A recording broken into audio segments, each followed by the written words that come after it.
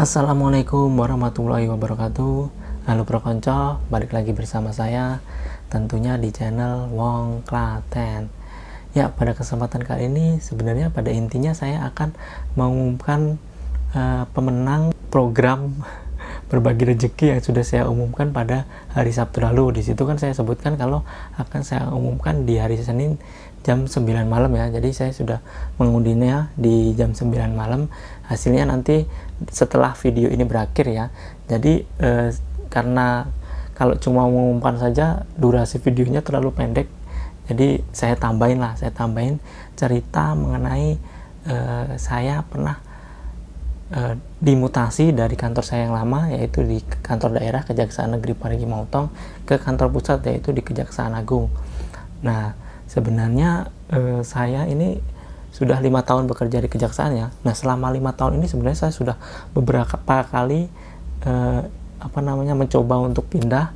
Di tahun yang ketiga sebenarnya saya pernah mendapatkan usulan dari kepala kantor. Jadi ceritanya kepala kantor saya yang lama itu pindah. Jadi sebelum pindah saya minta tolong beliau untuk menandatangani surat pengajuan pindah saya. Nah, alhamdulillah pada waktu itu saya cukup dekat dengan pimpinan. Jadi sebelum beliau pindah itu beliau berkenan menandatangani usulan yang dimaksud. Tapi di sini saya berpikir ulang karena saya sudah dapat posisi yang maksud saya masih strategis. Jadi posisi saya saat itu bendahara, jadi saya mau cari rezeki dulu di sini. Nah, jadi saya urungkan niat dan saya menyimpan usulan tersebut, jadi tidak saya teruskan ke Kejaksaan Tinggi. Terus kenapa saya di tahun yang kelima ingin pindah lagi? Karena saat itu di Palu habis terkena bencana ya, musibah, yaitu gempa bumi, tsunami, dan likuifaksi. Nah, di saat itu saya berpikir, kenapa saya cari uang rezeki, maksudnya kalau bisa pindah kenapa saya harus di sini terus, toh saya juga sudah selama 5 tahun di sini. Jadi saat itu saya saya tidak bisa mengajukan usulan karena saat itu kepala kejaksaan negerinya masih membutuhkan saya di posisi bendahara.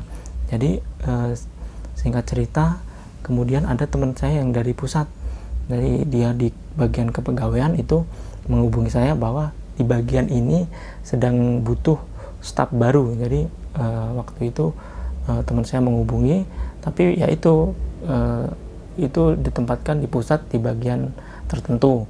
Nah, bukan di daerah ya, jadi saya tidak pindah ke daerah asal saya, tapi di teman saya itu menginfokan kalau mau pindah ke Jakarta ke kantor pusat itu lebih gampang. Nah, tapi kenyataannya waktu itu prosesnya sangat lama karena kantor pusat itu juga menolak saya untuk dipindahkan ke situ karena posisi saya saat itu adalah bendahara yang merupakan jabatan agak penting di kantor ya, jadi agak susah pindahnya.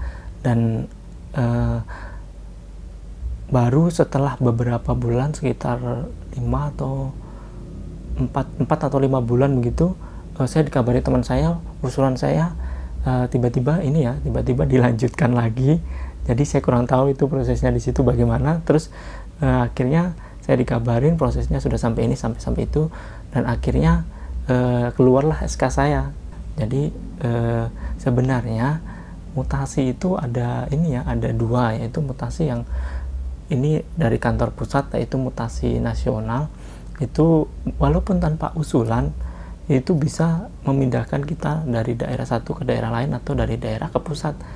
Tujuannya untuk mengembangkan wawasan pegawainya. Jadi walaupun ini sangat jarang ya untuk untuk pegawai tata usaha, tapi ada kemungkinan bisa dipindahkan dari daerah satu, mungkin teman-teman kalau mau pulang kampung, atau dari daerah mau ke pusat. Nah, itu bisa melalui mutasi nasional tersebut. Nah, jalur yang kedua ini yang biasanya kita tempuh karena ini tergantung usaha kita. Yang kedua itu yaitu tadi kita mengajukan usulan ke kepala kejaksaan negeri. Kalau saya, pimpinan saya dulu kepala kejaksaan negeri.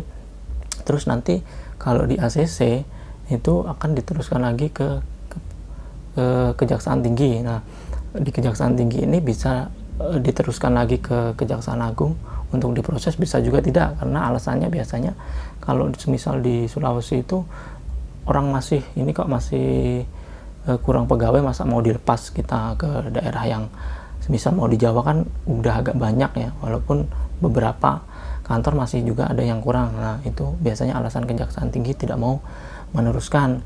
Tapi kalau diteruskan itu akan menjadi dasar untuk memindahkan kita. Jadi pusat itu kalau udah ada usulan dari Kejaksaan Tinggi itu kebanyakan akan diproses untuk lebih lanjut.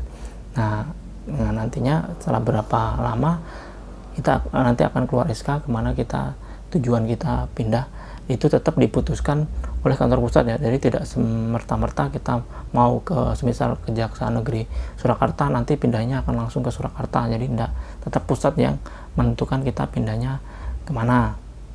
Nah itu untuk masalahnya pada tahun 2017 dan 2018 itu teman-teman diwajibkan mengisi surat yang berjanji mengabdi pada kejaksaan ya, dan tidak mengajukan pindah ya. Nah di situ, nah itu kan kalau menurut saya itu berarti teman-teman tidak bisa mengajukan pindah selama kurun waktu 10 tahun, tapi masih ada kemungkinan ya, walaupun kemungkinannya tidak terlalu besar, itu dari pusat yang akan memindahkan kita ke kemanapun lah. Mungkin kalau untung sekali, kalau beruntung dan rezeki, bisa pusat tiba-tiba mengeluarkan SK, oh saya dipindahkan ke Kejaksaan Negeri Klaten. Nah seperti itu bisa terjadi, walaupun kemungkinannya sangat kecil ya. Itu tergantung dari rezeki kita sendiri. Jadi jangan patah semangat. Sebenarnya teman-teman saya dulu itu ya malah lebih banyak yang pindah duluan ya, malah ke daerah masing-masing. Ada yang baru 2 tahun, ada yang baru 3 tahun. Dan kalau di Sulawesi Tengah itu yang dari Jawa ada 5 orang teman saya dari Jawa di Sulawesi Tengah, dan yang 3 termasuk saya sudah pindah, yang 2 belum. Sebenarnya kalau teman-teman saya ini motivasi itu biasanya motivasinya itu semua akan pindah pada waktunya.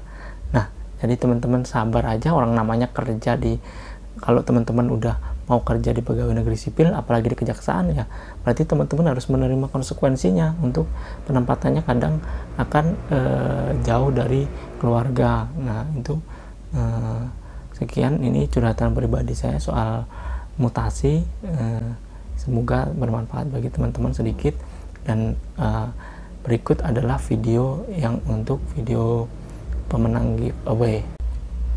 Nah pada kesempatan kali ini juga saya akan mengundi siapa pemenang program berbagi rezeki yang sudah saya umumkan pada hari Sabtu lalu. Dan di pengumuman itu saya akan berjanji mengumumkan pada hari Senin di jam 9 malam ya. Jadi ini udah jam 9 lebih 9 menit. Akan coba kita undi pakai apa itu namanya, komen YouTube Picker atau apa itu, yang sering YouTuber pakai. Ini video yang Sabtu kemarin, jadi syaratnya cukup subscribe dan komen aja. Kita copy dulu.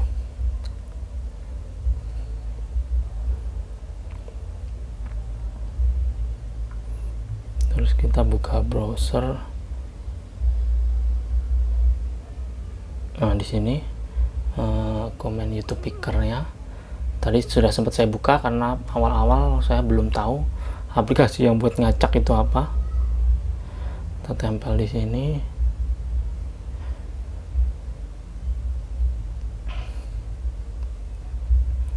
Terus kita coba berapa komen yang didapat.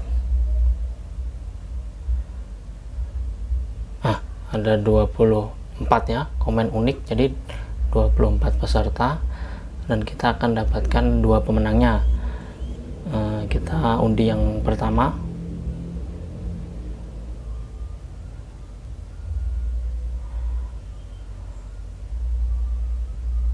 Nah yang pertama yang dapat adalah saudara Rival Lim.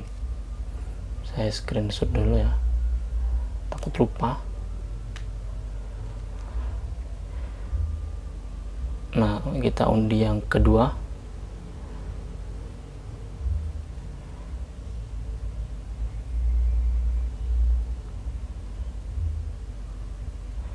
Nah yang kedua yang dapat saudara Al-Munawir Anwar ya. Saya screenshot dulu.